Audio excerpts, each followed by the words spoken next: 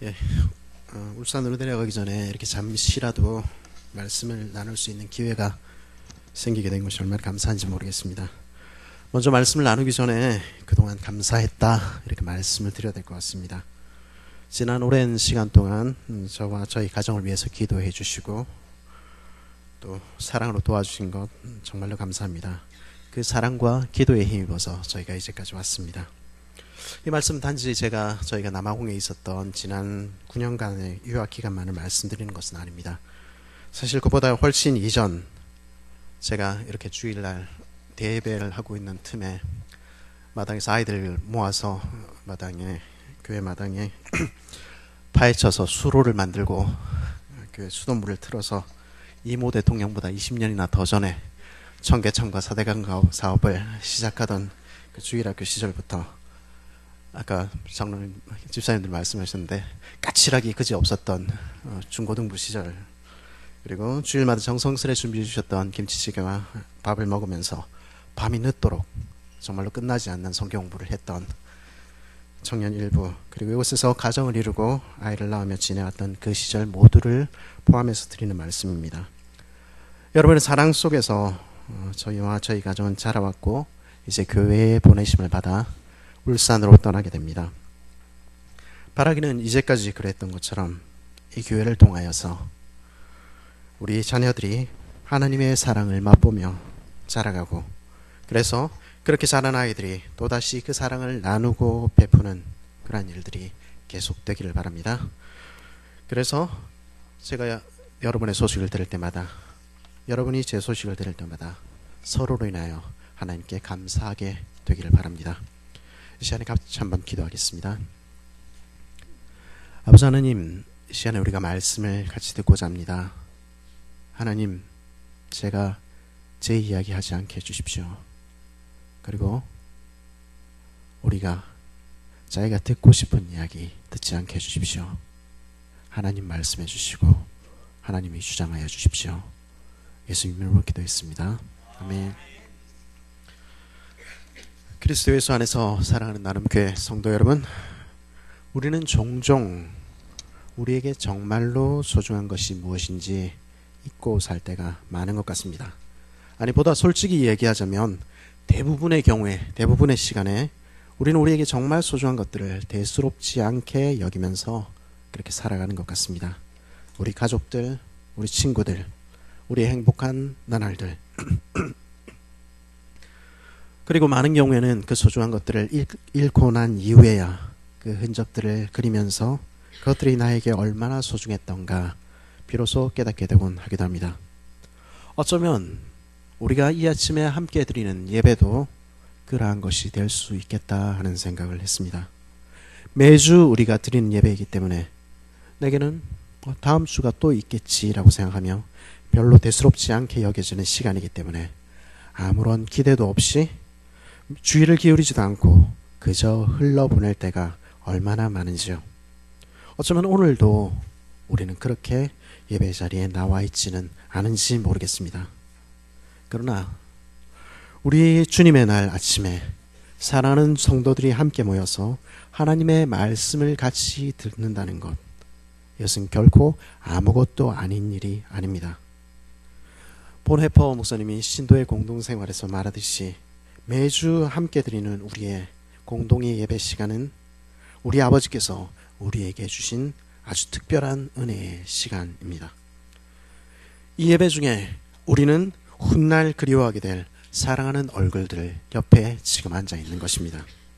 그리고 이 예배 중에 우리는 지금 우리에게 말씀하시는 주님의 음성을 듣고 있는 것입니다.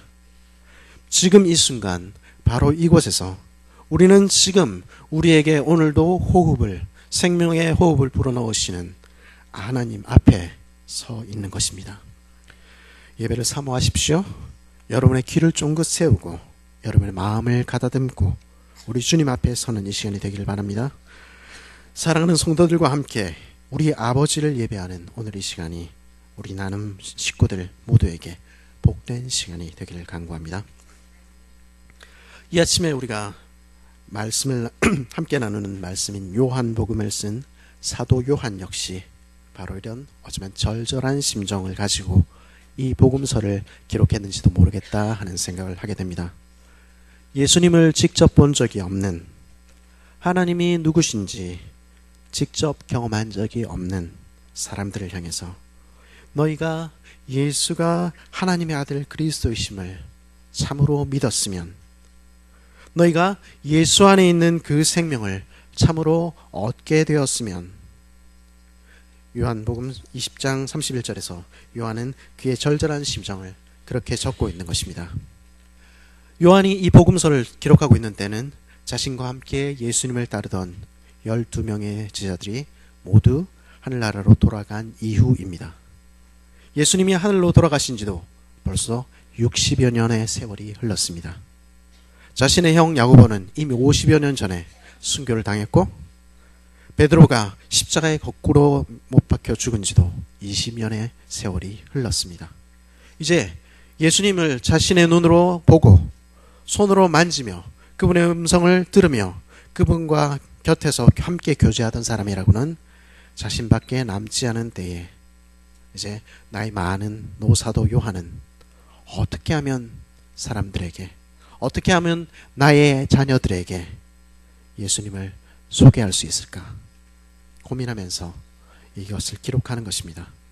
우리 안에 있는 생명에 대해서 내가 맛보았고 내가 만졌고 내가 들었던, 내가 누렸던 그 생명에 대해서 어떻게 우리 아이들에게 잘 이야기할 수 있을까 고민하고 고민하며 그렇게 펜을 들었다가 어쩌면 펜을 다시 내려놓았다가 반복했을 그 노사도 요한은 마음을 굳히고 이렇게 첫 마디를 시작하는 것입니다. 태초에 이렇게 시작을 하는 것입니다. 사도 요한은 그의 예수님에 관한 이야기의 시작을 태초에라는 말로 시작합니다. 이 말은, 이 태초에라는 말은 우리를 세상이 처음 시작되던 그 순간으로 끌고 갑니다. 태초에.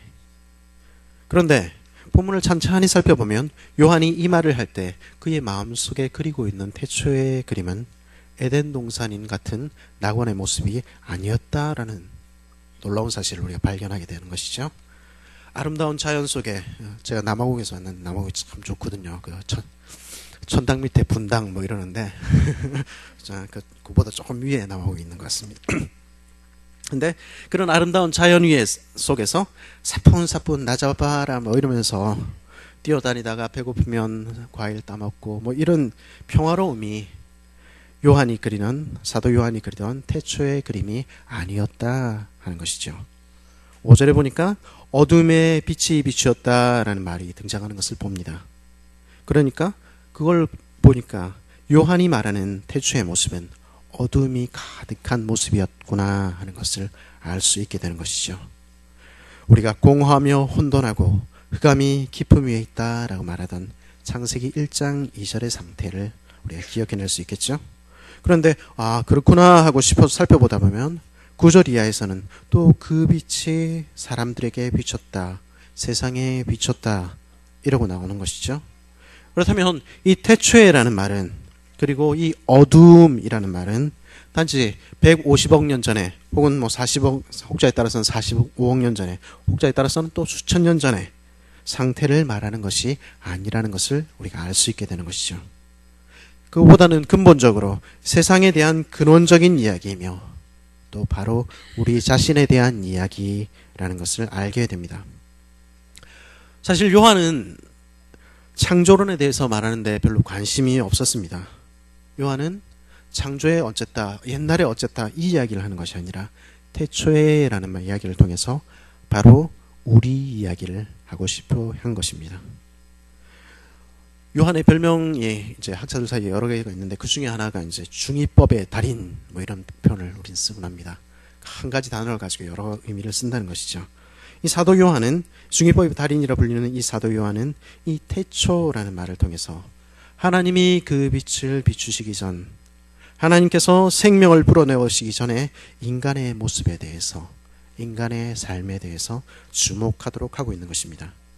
하나님 없는 인간의 삶이 어떤 것이냐 하는 것이죠. 그것은 그저 혼돈하고 공허하며 끝없는 어둠으로 가득 찬 소망 없는 삶의 모습이라는 것이죠. 태초에 혼돈, 공허, 끝없는 어둠, 그리고 소망 없는 삶. 요한이 그리는 태초의 모습을 생각하다가 저는 1984년, 지금부터 한 35년 전이죠. 폭풍이 치던 그날의 한 바닷가를 떠올리게 되었습니다. 우리 집 식구들 다 앉아 있는데 우리 집 이야기를 하려니까 좀 그렇긴 한데, 당시에 저희 집은 하여튼 부도가 난 상태였습니다. 그래도 마당까지 달린 2층 집에서, 우리 동네에서는 그때 2층이 잘 없었거든요, 시골에서. 우리 집 2층 집이었는데 나름 잘 살고 있었는데 하루아침에 살던 집에서 쫓겨나서 친척 집도 못 가고 아는 사람들 집을 전전하며 지내게 된 것입니다. 아버지의 월급은 받는 족족 빚쟁이들에게 뺏기고 솟아날 구멍은 없고, 저는 저녁마다 그 노란 종이 봉투에다가 쌀을 담아서 집으로 가져오시던 아버지의 모습을 기억하는 것이죠. 방법이 없으니까 매주 복권을 사지만 하나님의 은혜로 한 번도 당첨된 적이 없는 것이죠. 하다 더 이상 우리에게 아무런 방법이 남아있지 않다라는 사실을 발견했을 때 어머니께서는 금식 기도를 하러 가덕도에 있는 기도원으로 들어가셨습니다. 남은 가족들은 당시에 5살 밖에 되지 않던 동생까지 손을 붙잡고 매일 새벽 기도에 다니기 시작했죠. 보름쯤 지난 어느 토요일 저녁에 퇴근을 하신 아버지는 여동생을 업고 형과 제 손을 양쪽에 잡고 시외버스를 타고 무드로 나가서 마지막 배를 타고 어머니를 계시는 섬으로 들어갔습니다. 섬에 도착하니까 이미 날은 저물어서 깜깜해지는데 밀물은 들어와서 기도원으로 가는 길까지 끊길 지경이 되어 있었습니다. 지금 이 시간에 애들을 데리고 어디를 간다고 그러냐, 1시간이나 걸리는데 밀물이 들어와서 지금 길도 끊겼다 만류하던 동네 사람들은 그래도 가야 한다고 끌고 가던 아버지를 보면서 저 사람들은 틀림없이 저 어린 것들을 데리고 일가족이 자살하러 가는 게 분명하다, 이렇게 소문대곤 했습니다. 그렇게 천신만고 끝에 기도원에 도착했는데 설상가상으로 도착한 다음 날부터 태풍이 치기 시작했습니다. 하루가 지나고 이틀이 지나고 아버지는 이제 출근을 해야 되는데 어쨌든 돈을 벌어야 이게 빚이라도 갚는데 아무도 배를 띄우려고 하지 않았습니다. 발을 동동거리며 온 동네를 다니며 사정사정해서 어떻게 배를 띄우겠다는 사람을 겨우 찾았던 것 같습니다. 그래서 그 배에 우리는 섬에 남아있고 아버지만 겨우 몸을 싣고 떠나는데 풍랑이 이렇게 이는 그 바다에 그 조그만 통통배는 정말이지 금방이라도 가라앉을 것만 같았습니다. 그 작은 통통배가 집채만한, 아니 커다란 건물만한 파도 사이로 보였다 안 보였다 하면서 멀어져 가던 모습, 그날의 컴컴했던 하늘과 무섭게 풍랑이 일던 바다, 그리고 그것을 그저 바라만 보며 부두에 오두콩이 서있던 그것이 제가 소망 없는 삶 혹은 흑암, 혼돈, 공허, 절망 이런 말들을 들을 때마다 생각하곤 하는 그림입니다.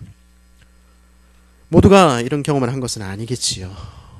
사람마다 각자의 다른 절망들이 자신의 삶을 찾아오는 것을 경험했을 것입니다.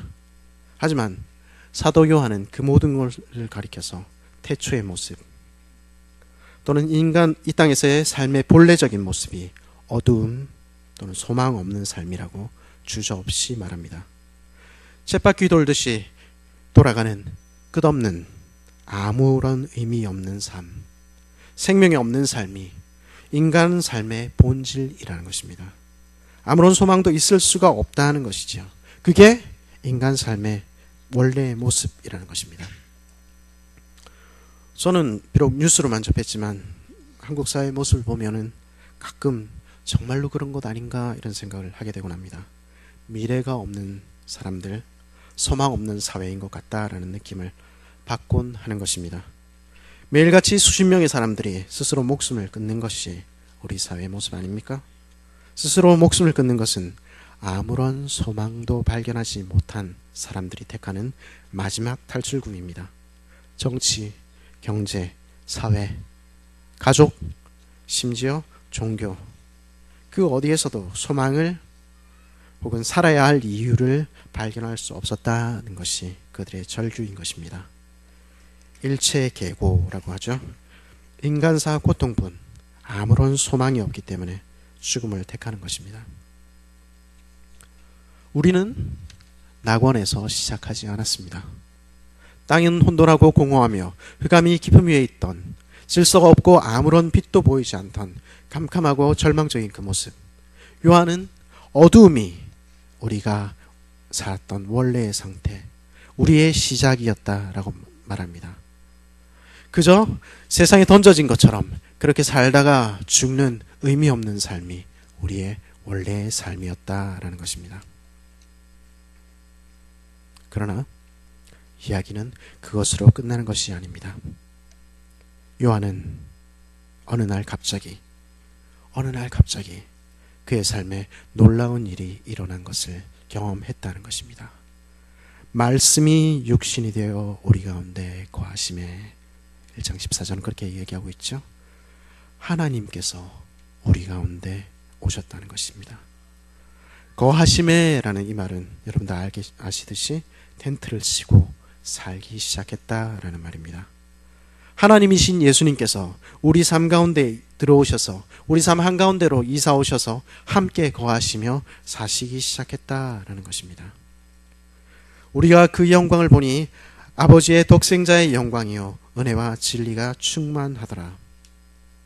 요한은 예수님을 보았습니다. 그 음성을 귀로 들었고 그분이 하시는 일들을 눈으로 보았고 그분의 몸을 손으로 직접 만져보았습니다. 그런데 그 결론이 무엇입니까? 그분이 바로 하나님이시더라 하는 것이죠. 이리 보아도 하나님이 분명하고 저리 보아도 하나님이 분명한데 놀랍게도 그분이 웬일인지 그분이 우리 삶 한가운데로, 내 삶 한가운데로 찾아 들어오셨다는 것입니다. 그리고 어두운 우리 삶에 빛을 비추시고 생명을, 성령을 그 코에 불어넣어 하나님의 자녀들로 다시 태어나게 하시기 시작하시더라 하는 것입니다. 그것이 요한에게 일어난 일이었습니다. 요한의 소망 없던 삶이, 캄캄했던 그의 삶이 어느 한순간 빛 가운데 사는 삶으로, 생명이 넘치는 삶으로 바뀌었다 하는 것입니다. 그리고 그것이 제 삶에 일어난 일이며 우리 성도님들의 삶의 한가운데 일어난 일 아닙니까? 그분이 제 삶에서, 그리고 여러분의 삶에서 오늘도 행하고 계시는 일 아닙니까? 복음은 하나님께서 자기 땅에 오셨다는 소식입니다. 말씀이 육신이 되어 우리 가운데 거하시기로 하셨다는 것이 바로 기쁜 소식입니다. 소망 없는 우리 인생의 한가운데로 그분이 들어오실 때, 내 인생의 한가운데로, 아무런 빛도 보이지 않는 내 인생의 한가운데로 하나님이 들어오실 때, 오늘이라도 하나님이 내 삶에 들어오시면 모든 것은 변하게 되는 것입니다. 객관적으로 볼 때는 여전히 변한 것은 아무것도 없어 보이지만, 그래도 남들이 보기에는 아무것도 바뀐 것이 없어 보이지만, 그래도 우리 삶에는 의미가 생기고 살아야 할 이유가 생기고 소망이 생긴다 하는 것입니다. 어떻게 그런 일이 일어났습니까? 소망 없던 그의 삶이 어떻게 바뀌었습니까? 영접하는 자, 곧 그 이름을 믿는 자들에게는 하나님의 자녀가 되는 권세를 주셨으니, 요한이 한 일이라고는 그의 삶에 먼저 찾아오신 예수님을, 새로이 그의 삶의 영역 속으로 이사 들어오신 예수님을 환영한 일밖에 없습니다. 그리고 그분이 하나님이시라는 사실이 너무 명백하기 때문에 그저 믿은 일밖에 없습니다. 그분이 하시는 말씀을 그의 귀로 들으니, 그분이 하시는 행동을 그의 눈으로 보니까 그분이 하나님이시라는 것이 너무 분명하기에 그저 받아들인 것입니다. 그리고 그 예수님과 교제하며 그분을 사랑하게 된 것밖에는 요한이 한 아무 일도 없습니다. 그러나 그 일이, 바로 그 일이 그의 운명을 송두리째 바꿔 놓았던 것입니다. 그래서 요한은 아직 예수님을 뵙지 못한 사람들에게, 아직 그분이 누구신지 알지 못하는 사람들에게 이렇게 소리치는 것입니다. 영접하는 자, 곧 그 이름을 믿는 자들에게는 하나님의 자녀가 되는 권세를 주셨으니, 요한은 외치는 것입니다. 지금 여러분의 삶에 다가오시는 예수님을 여러분은 보고 있지 않습니까? 지금 예수님의 하시는 말씀을 듣고, 지금 그분이 여러분의 삶 가운데 행하시는 그 일들을 보고, 그분이 바로 하나님이시다라는 사실을 인정하십시오. 그리고 그분과 친구가 되어 그분과 서로 사랑하며 살아가십시오. 그러면 여러분의 삶이 바뀔 것입니다. 노사도 요한은 있는 힘을 다해 그렇게 소리치고 있는 것입니다. 다시 1장 1절로 돌아봅시다. 요한복음 1장 1절은 뭐라고 말합니까? 태초에 말씀이 계시니라. 그렇게 하나님의 자녀로 우리가 태어나고 보니까 빛 가운데 생명을 가지고 소망 가운데 삶을 사는 삶을 이제 시작하고 보니까 비로소 알게 된 사실이 하나 있더라는 것입니다. 하나님의 사랑받는 것이 무엇인지 내 마음속에 깊이 깨닫게 되고 나니까 비로소 새롭게 알게 된 사실이 하나 있더라는 것입니다. 그것은 태초의 혼돈이, 끝없는 어둠이, 소망 없는 삶이 우리 이야기의 시작이 아니더라 하는 것입니다. 죄와 사망에 노예된 삶이, 노예처럼 끝없이 쳇바퀴 돌듯 살아가는 그 삶이 우리의 삶의 아이덴티티의 전부가 아니더라 하는 것입니다. 거기에는 의미 없어 보이는 우리 삶에는, 오늘의 우리 삶에는, 그 어두웠던 이야기 뒤편에는 우리가 미처 몰랐던 진정한 true 스토리가 혹은 비하인드 스토리가 있더라 하는 것입니다. 뭡니까? 우리의 이야기의 처음에, 우리 삶의 시작에, 태초에 거기에 말씀이 계셨다는 것입니다. 무슨 말입니까? 거기 어둠 한가운데, 우리가 눈물 짓던 소망 없던 삶의 한가운데, 그때도 말씀이신 하나님이 우리와 함께 계셨다는 것입니다. 우리가 그분을 알기도 전에, 우리 삶이 채 시작되기도 전에 거기에 하나님이신 예수님께서 계셨다 하는 것입니다. 무슨 말입니까? 우리는 소망 없는 삶 가운데 던져진 사람들인 줄 알았는데 그게 아니더라 하는 것이죠. 애초부터, 처음부터 우리는 하나님의 사랑 가운데 태어난 자들이더라 하는 것입니다. 고아인 줄 알고 평생 살아왔는데, 그렇게 소망 없이 평생을 살아왔는데 이제 보니까 출생의 비밀을 가지고 있더라 하는 것이죠. 1장 3절에 뭐라고 이야기합니까? 만물이, 그리고 우리가 그로 말미암아 지은 바 되었으니 지은 것이 하나도 그가 없이는 된 것이 없느니라. 13절은 뭐라고 얘기합니까? 이는 혈통으로나 육정으로나 사람의 뜻으로 나지 아니하고 오직 하나님께로서 난 자들이라. 우리는 그저 이 세상에 던져진 사람들이 아닙니다. 우리는 하나님께서 낳으신 것이 너무도 분명하다 하는 것이지요. 처음부터 내 삶은 하나님의 사랑의 손길 아래 있었다 하는 것입니다. 창세기 1장 2절의 이야기를 다시 들어보십시오. 땅이 혼돈하며 공허하며 끝없는 어둠만이 가득한 것처럼 보였던 우리 삶의 그 시작에도 하나님의 신은 새끼를 품는 새처럼 우리를 품고 그 위에 운행하고 계셨다 하는 것이 창세기의 시작입니다. 그것이 주 안에 있는 자들이 발견하는 진정한 이야기입니다. 우리가 미처 알지 못했던 우리의 진정한 비하인드 스토리입니다. 우리는 하나님의 사랑 가운데 태어나서 하나님의 사랑 가운데 살다가 다시 하나님의 사랑의 품 안으로 돌아가는 자들, 하나님의 자녀들입니다. 그것이 저와 여러분의 진정한 운명인 것입니다. 그러기에 우리는 소망 없는 자들이 아니라 그 사랑의 확신 때문에 여기 이곳에서도 우리 인생이 잘 풀리지 않는 것 같고 내 삶이 답답한 것 같은 그 어두움 속에서도 소망의 노래를, 기쁨의 노래를 부르는 자들인 것입니다. 우리 삶이 하나님의 사랑 가운데 시작했기 때문에 우리 삶의 끝도 그 사랑 가운데 마치려는 소망을, 확신을 가지고 사는 사람들이 바로 우리들인 것입니다. 그러기에 하나님의 자녀가 된 자들은, 그 사랑의 확신 가운데 사는 사람들은, 그 내일을 향한 소망을 품고 살아가는 사람들은 이제 기쁨의 탄성을 지르지 않을 수 없는 것입니다. 은혜 위에 은혜로라. 무슨 말입니까? 은혜가 차고 넘쳐서 내 잔이 은혜로 넘치더라 하는 것입니다. 다윗이 시편 23편에서 말한 것처럼 내 잔이 넘치나이다 하고 고백하게 된다는 것입니다. 여호와께서 내 목자시기에 나는 내 삶에 더 이상 아무것도 바랄 것이 없습니다. 그렇게 고백하게 된다는 것입니다. 은혜 위에 은혜로다. 이것이 참으로 그리스도를 만난 성도들의 고백인 것입니다. 그리스도와 사귀며 그분과 사랑하며 살기 시작한 사람들의 노래인 것입니다.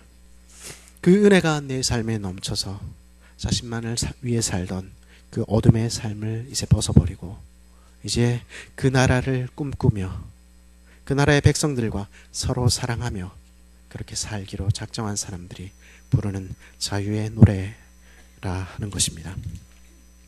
요한의 이야기를 들어보십시오. 그의 노래를 처음부터 다시 들어보십시오. 태초에 내 삶의 시작에 거기 예수님께서 계셨다. 모든 만물은 그리고 나는 바로 그의 손으로 지어졌다. 그분 안에 생명이 있다. 그분 안에 빛이 있다. 웬 은혜인지 웬 사랑인지 하나님이신 그분께서 내 삶의 한가운데로 들어오셨다. 내가 그분을 맞아들였을 때 그분이 나의 아버지라고 인정했을 때 나는 하나님의 자녀가 되었다. 나는 이제 안다.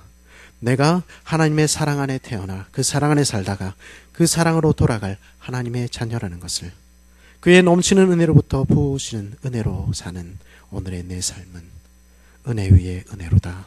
은혜 위에 은혜로다.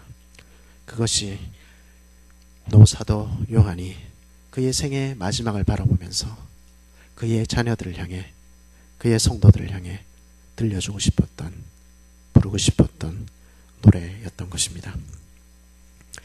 그리스도 예수 안에서 사랑하는 나름 교회 성도 여러분, 여러분이 그리는, 여러분이 보고 있는 여러분의 삶의 모습은, 오늘의 삶의 모습은 어떤 것입니까?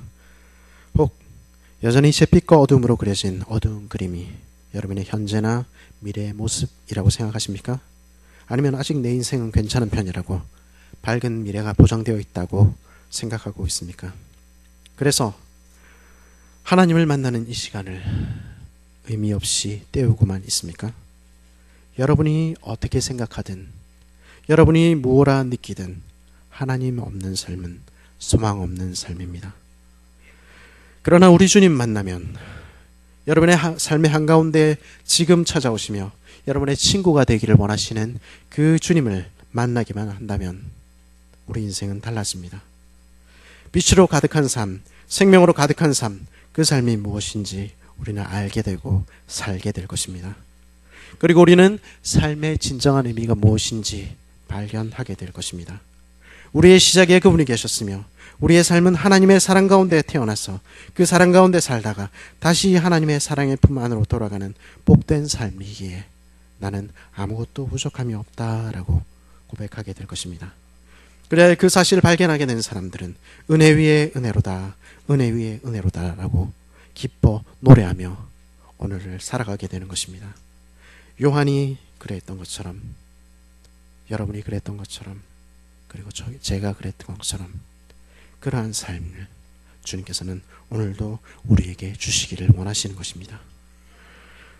혹시 이전에는 그 기쁨을 알고 있었는데, 지난날에는, 과거에는 빛 가운데 있었는데 더 이상은 그러한 기쁨도 설렘도 아무런 소망도 없다고 느끼십니까?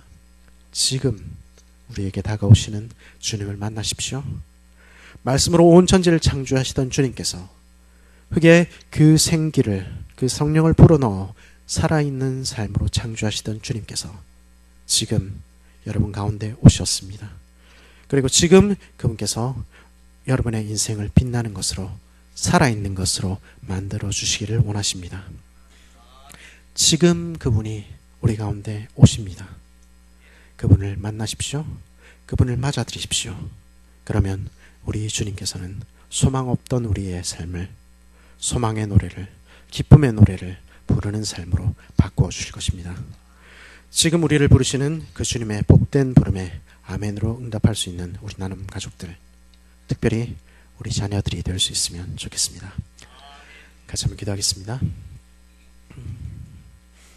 아버지 하나님, 우리가 사도 요한의 이야기를 들었습니다. 그가 참으로 들려주고 싶었던 노래 우리가 들었습니다. 주 안에 빛이 있다. 주 안에 생명이 있다. 그분이 우리 가운데 오셨다 소리치는 그 음성에 우리가 귀 기울일 수 있도록 도와주십시오. 지금 오늘도 우리를 만나시길 원하시는 주님, 오늘도 우리 가운데 찾아오시는 주님, 오늘도 우리 가운데 천막을 치시며 우리 가운데 함께 거하시기를 원하시는 그 주님, 그 주님을 우리가 받아들일 수 있도록, 우리가 마음으로부터 받아들일 수 있도록 하나님 우리를 깨닫게 하여 주시고 우리의 눈을 뜨게 하여 주셔서 우리 가운데 계신 주님을 보게 해 주십시오. 예수님 이름으로 기도했습니다.